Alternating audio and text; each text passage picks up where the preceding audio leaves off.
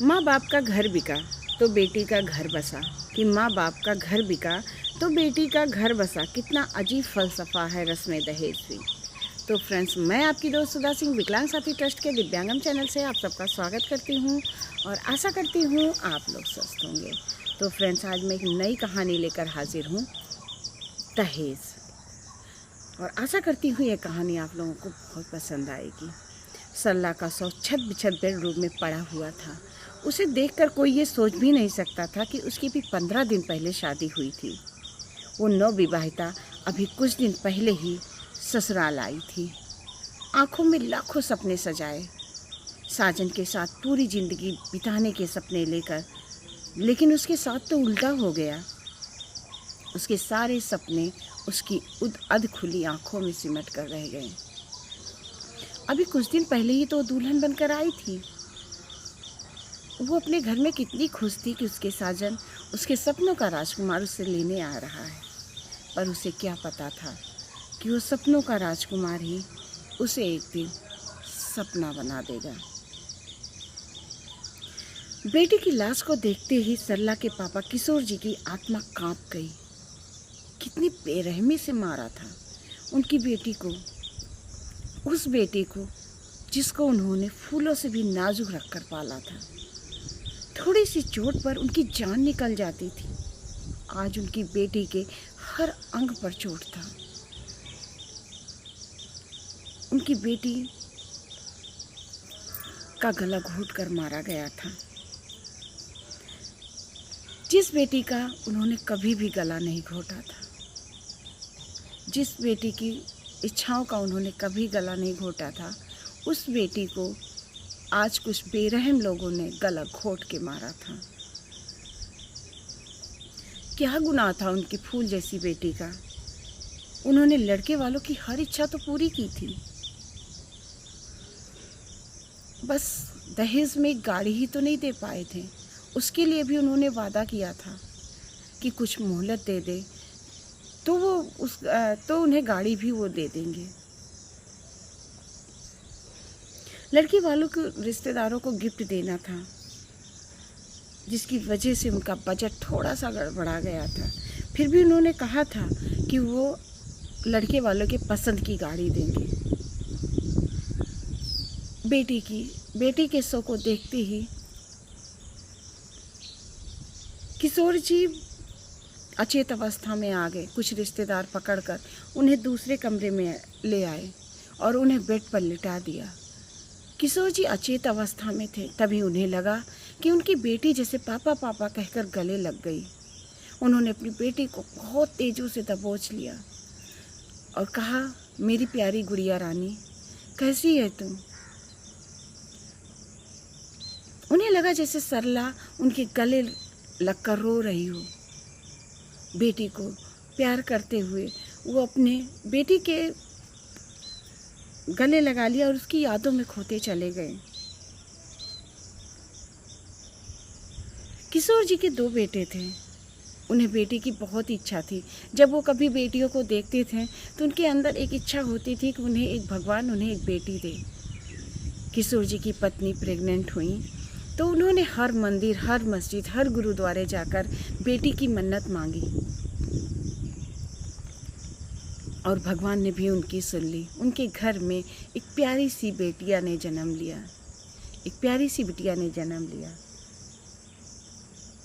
घर में काफ़ी खुशी का माहौल था। किशोर जी को मानो मन की मुराद मिल गई हो। छोटी सी सरला पूरी घर में घूमती रहती थी और किशोर जी का मन प्रफुल्लित होता था उस बिटिया को देखकर। वो किसी भी टेंशन में होते थे, किसी भी परेशानी में होते थे, अपनी बेटी को देखकर उनका सारा टेंशन दूर हो जाता था। किशोर जी बेटी की हर ज़रूरत का ध्यान रखते थे। बेटी के मुंह से कुछ निकला नहीं कि किशोर जी उसे पूरा करते थे। वो भाइयों की दुलारी थी, माँ की प्यारी थी और पापा की आंखों की राजरानी थी। सरला भी एक संस्कारी बच्ची थी। उसने कभी भी अपने भाइयों के और अपने पापा के प्यार का कभी भी गलत फ़ायदा नहीं उठाया। वो अपने पापा मम्मी के और भाइयों के हर उस पर खरी उतरी। वो उसके अंदर संस्कार भरा हुआ था। सरला धीरे धीरे बड़ी हो रही थी। किशोर जी को भी अपनी बेटी की शादी की चिंता सता रही थी। वो चाहते थे कि उनकी बेटी की शादी जहाँ हो वो लड़का राजकुमार हो और वो उनकी बेटी को राजकुमारी की तरह रखे। वो अपनी बेटी की शादी में कोई कमी नहीं होने देना चाहते थे। वो हर इंसान से कहते कि कोई भी सुयोग्य लड़का हो तो उनकी बेटी के लिए ज़रूर बताएं। वो अपनी बेटी के संस्कारों की बात करते थे कि उनकी बेटी बहुत संस्कारी है, बहुत अच्छी है। आखिरकार उन्हें एक लड़का मिल गया, उनके मन का लड़का मिल गया, जो देखने में बहुत ही खूबसूरत था, बहुत अच्छी फैमिली से था और जॉब कर रहा था। किशोर जी अपनी बेटी की दहेज के लिए बहुत पैसे जुटा रहे थे। वो बहुत मेहनत करते थे कि ताकि उनकी बेटी की शादी में कोई भी कमी ना होनी पाए।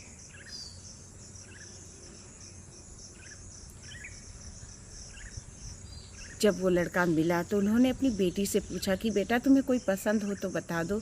मैंने इस लड़के को देखा है तुम्हारे लिए, जो काफ़ी अच्छा है, देखने में भी काफ़ी सुंदर है और जॉब कर रहा है, फैमिली बहुत अच्छी है। तो इस पर सरला कहती है पापा आपने अब तक जो कुछ मेरे लिए किया है हमेशा सब कुछ अच्छा ही किया है, तो आगे भी आप मेरे लिए जो करेंगे वो अच्छा ही करेंगे। आपने मेरे लिए ये वर ढूंढा है तो जाहिर सी बात है ये मेरे लिए बहुत अच्छा होगा। बेटी की बातों को सुनकर किशोर जी का मन प्रफुल्लित हो गया कि उनकी बेटी के अंदर कितने अच्छे संस्कार हैं। आज के ज़माने में जहाँ बच्चे अपनी मनपसंद शादियाँ कर रहे हैं, वहाँ पर उनकी बेटी ने अपना पूरा जिम्मेदारी अपने शादी की अपने पापा को दे दिया। उन्हें अपनी बेटी पर गर्व हो रहा था। उन्हें गर्व हो रहा था कि उनकी बेटी ने कभी भी उनका सर नीचे नहीं होने दिया। किशोर जी बड़े ज़ोर शोर से बेटी की शादी की तैयारी करने लगे थे। लड़के वाले भी आए थे, लड़की को पसंद करके गए। लड़के का भी नेचर सबको अच्छा ही लग रहा था। शादी की बात तय हो गई और लड़के वालों का डिमांड कुछ ज़्यादा ही था। किशोर जी ने पूरी कोशिश की थी कि वो सारी डिमांड पूरी कर देंगे। उन्होंने यहाँ तक कि अपना प्लॉट तक बेच दिया था। सरला पापा को परेशान देखकर कभी कभी कहती पापा कोई बात नहीं, अगर वो लोगों की डिमांड ज़्यादा है तो कोई बात नहीं, आप कहीं और मेरे लिए लड़का देख लीजिए, ज़रूरी नहीं कि उसी लड़के से आप शादी कीजिए। तो किशोर जी कहते बेटा इतना अच्छा घर परिवार कहीं नहीं मिलेगा और दहेज तो आजकल सभी कोई लेते हैं, बस कोई उसे गिफ्ट का रूप दे देता है, कोई सही रूप से मांग लेता है और वो लोग तो अच्छे ही हैं ना कि वो लोग मुँह खोल के मांग रहे हैं, तो कम से कम मुझे पता चल जा रहा है कि मुझे क्या देना है। ऐसे मुझे देना तो था ही सब कुछ तुम्हें। सरला पापा के आगे चुप हो जाती। धीरे धीरे शादी की देर नज़दीक आ गई। तभी लड़के वालों ने कहा कि उनके सारे बारातियों को एक एक चांदी का सिक्का और फूफा को गले की चैन और मामा को अंगूठी चाहिए और जितनी भी औरतें आए उन सबको सोने की एक एक अंगूठियाँ चाहिए और खाने में भी वैरायटी बढ़ा दीजिए क्योंकि हमारे कुछ रिश्तेदार काफ़ी दूर से आ रहे हैं और काफ़ी उन लोगों का स्टेटस काफ़ी बड़ा है। किशोर जी अब काफ़ी परेशान हो गए थे क्योंकि उन्होंने जितना भी अपना बजट बनाया था ये सारे डिमांड उस बजट से आगे जा रहे थे। उन्होंने सोचा कि वो अभी गाड़ी नहीं ले पाए थे, तभी उनकी पत्नी ने कहा देना तो बेटी को है ही, तो गाड़ी अभी ना देकर अभी कुछ दिन बाद जो है आप गाड़ी दे दीजिएगा, तब तक ये ज़्यादा ज़रूरी है, यहाँ पर सारे बाराती रहेंगे, उनके डिमांड को पूरा करना ज़्यादा ज़रूरी है और उनकी आवाभगत ज़्यादा ज़रूरी है, तो गाड़ी तो बेटी को ही देना है तो बाद में दे दीजिएगा। ये बात किशोर जी को समझ में आती है और उन्होंने सोचा कि गाड़ी वो बाद में दे देंगे और इस तरह उन्होंने लड़के वाले की सारी डिमांड पूरी की। बारात आई, उन्होंने उसी तरह स्वागत किया जिस तरह लड़के वालों ने कहा था। शादी की रस्में होती हैं, सरला की संगीत और मेहंदी की रस्में शुरू हो जाती हैं और काफ़ी सरला खुश होती है, काफ़ी अच्छे से सब लोग एंजॉय करते हैं और इस तरह बारात आती है और काफ़ी अवा भगत होता है उसी तरह से। और इस तरह जब शादी की रस्में होती हैं, शादी कंप्लीट होती है, तो सुबह जब सरला की विदाई होती है तो सरला के ससुर जी कहते हैं कि भाई साहब ज़रा गाड़ी मंगा दीजिए, मैं चाहता हूँ मेरी बहू नई गाड़ी में मेरे घर जाए। तो इस पर किशोर जी का चेहरा थोड़ा सा गिर जाता है और कहते भाई साहब आपसे कुछ बात करनी है। तो वो खुश होते कहते हाँ बताइए, पहले गाड़ी मंगा दीजिए, हमारी बहू, मैं नहीं चाहता मेरी फूल जैसी बहू बाहर धूप में खड़ी रहे, और आप पहले गाड़ी मंगाइए, मेरी बहू नई गाड़ी में मेरे घर जाएगी। तो इस पर वो कहते हैं कि भाई साहब माफ़ कर दीजिए, मेरा बजट थोड़ा गड़बड़ा गया था, मैं गाड़ी आपको बाद में दे दूँगा और अभी मेरा बजट नहीं था, इस वजह से मैं गाड़ी नहीं ले पाया, और मैं चाहता हूँ अपनी बेटी को एक ही बार गाड़ी देना है तो अच्छी गाड़ी दूँ। तो इस बार उनके ससुर की भवें तन जाती हैं, वो थोड़ा सा नाराज़ होने लगते हैं, लेकिन लड़का उन्हें समझा लेता है कि कोई बात नहीं, और इस तरह सरला की विदाई हो जाती है।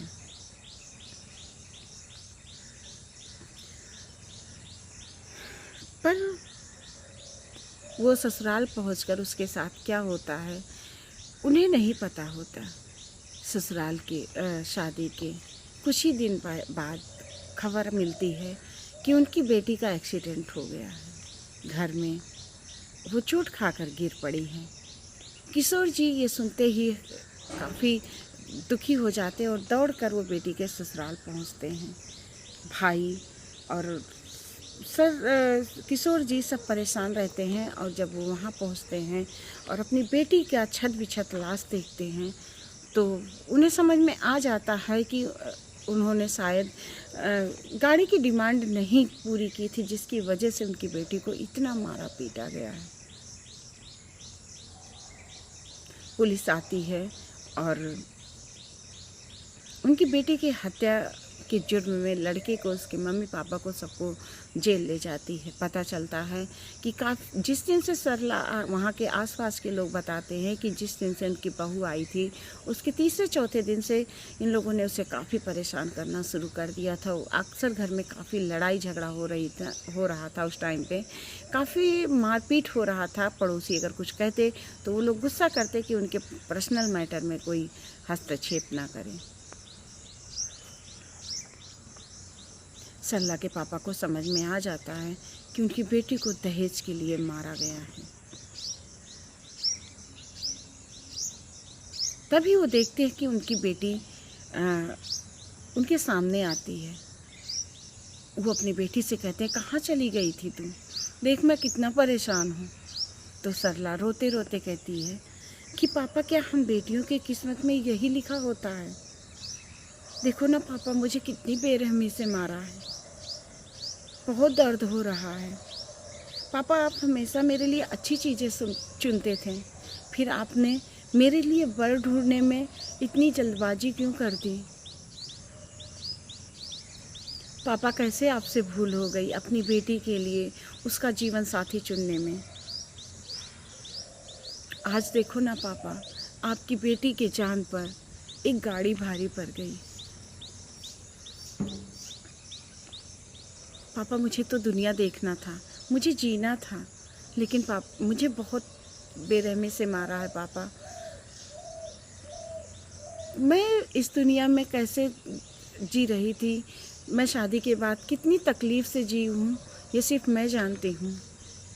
पापा इन लोगों को कभी मत छोड़ना, इन लोगों को कड़ी से कड़ी सज़ा देना, ताकि और जितने भी दहेज लोभी हों वो बेटियों को इस तरह से फिर मार ना सके। इस पर किशोर जी कहते सरला मेरी बच्ची, मुझे माफ़ कर दे, मुझसे गलती हो गई थी। और ये कहते कहते वो अपनी अचेत अवस्था से बाहर आ जाते हैं। वो सरला सरला कहकर चिल्लाने लगते हैं। तभी जो रिश्तेदार होते हैं उन्हें पकड़ कर बैठा लेते हैं और उन्हें पानी पिलाते हैं। वो रोते रहते हैं, सरला के पिता रोते रहते हैं। उन्होंने तय किया था कि वो इन दहेज लोभियों को कड़ी से कड़ी सज़ा दिलाएंगे। तो फ्रेंड्स, मेरी ये कहानी दहेज आशा करती हूँ आप लोगों को पसंद आएगी। और एक बात और कहना मैं चाहती हूँ, अगर आप अपनी बेटी की शादी कर रहे हो, आप लड़कियां ढूंढ रहे हो, अच्छी बात है।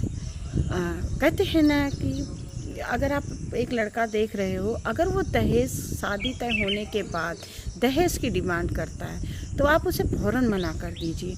आपकी बेटी कोई पड़ी हुई सामान नहीं है कि जिसके लिए कीमत लगाया जाए। अगर कोई भी इंसान आपकी बेटी का कीमत लगाता है ना, तो आप उसे तुरंत मना कर दीजिए।